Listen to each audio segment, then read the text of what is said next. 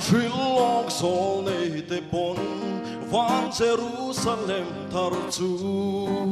lung lu kong khar moi le ro pui na mak tak mai chu nun na pui an wang chu hun na chuan al thut pa a hual ve cha tuan in kan le ngang chu hun na kan van in moi tak mai chu in pe em chu hun na kal turin in pe em ma kia kan leng turin cha tuan ro rel na ni lo thleng tur chu ing hang lel ve em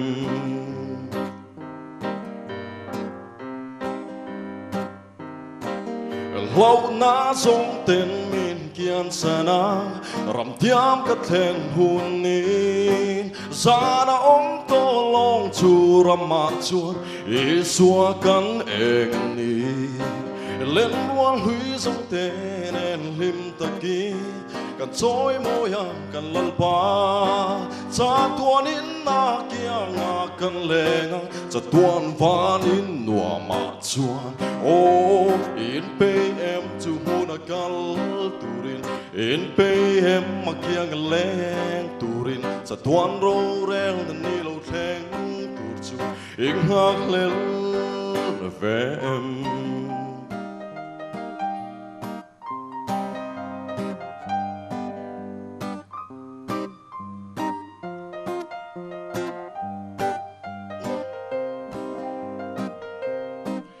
lâu na sông tên min kian sana ram tiam ka thlen hun ni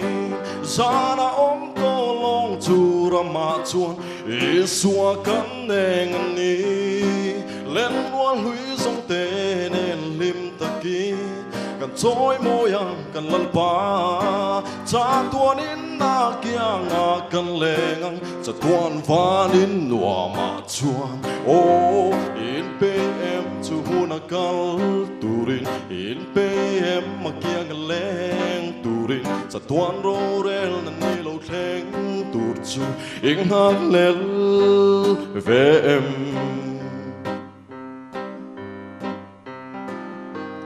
in pe em chu huna kal in pe em ma kia kan leng cha tuan ro rel na ni lo thleng ing hak lel ve em ing hak lel ve